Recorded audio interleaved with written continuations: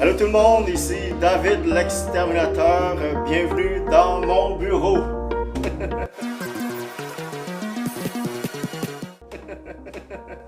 Qu'est-ce que je fais aujourd'hui? Ben, encore une fois, je suis chez des clients et aujourd'hui, les clients ont des problèmes de fourmis charpentières.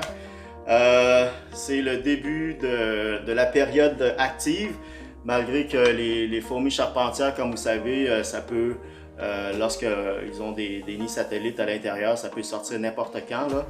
Mais la raison pour laquelle je voulais vous montrer la situation ici, c'est que pour la première fois de ma vie, les fourmis charpentières, je pensais que ça faisait juste faire des tunnels dans du bois humide ou poreux ou là où il y a de l'humidité par l'infiltration d'eau. Mais ici, il y a quelque chose de spécial. Si Michel, le propriétaire, peut rapprocher la caméra.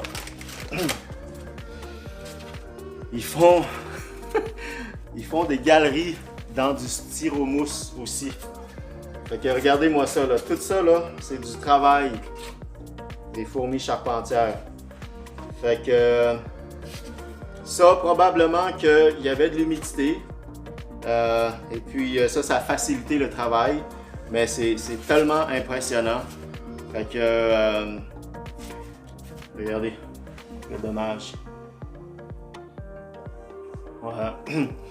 Donc ici, les propriétaires ont dû ouvrir la section ici parce que l'infiltration d'eau vient de ce coin-là. Et en ouvrant, ben là, on n'arrêtait pas de voir là, le dommage causé. Donc, je vais juste montrer ici, là, par exemple, on a trouvé des carcasses.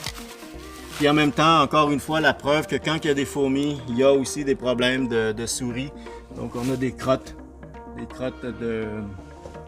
de mulots, de souris qui sont là parce que les rongeurs aiment manger tout ce qui est protéines des fourmis ou des guêpes.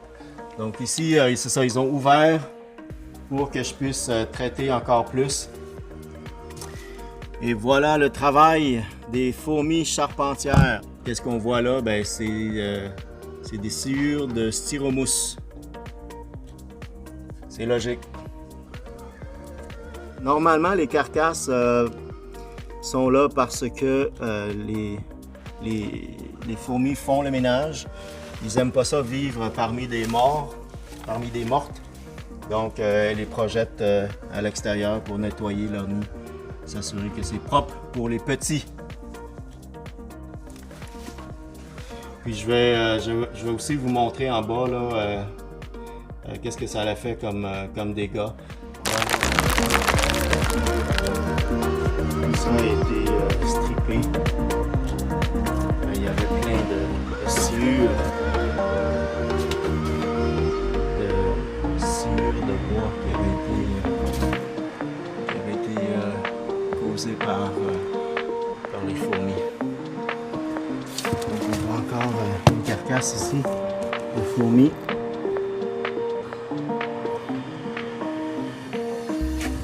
Une carcasse morte. As-tu vu, Michel? C'est pas le fun quand on a ça.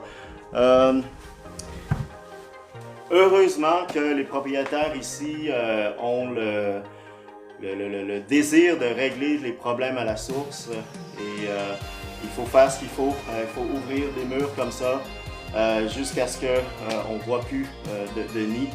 Donc ici, le traitement que j'ai dû faire, c'est un traitement à l'intérieur des murs et ensuite un arrosage. Et comme vous savez, ben, ma garantie, c'est 1 an, donc il n'y a pas de limite d'appel d'urgence pour revenir et continuer à traiter. Donc, là, ce qu'on voit, c'est ça, ça nécessite des travaux et puis éventuellement, ben, il n'y en aura plus, le problème va être réglé. Donc, ça prend vous autres à faire votre part et aussi David l'exterminateur. Donc, si vous avez des problèmes de fourmis charpentières, vous savez qui appeler parce que je règle les problèmes à la source. Ciao!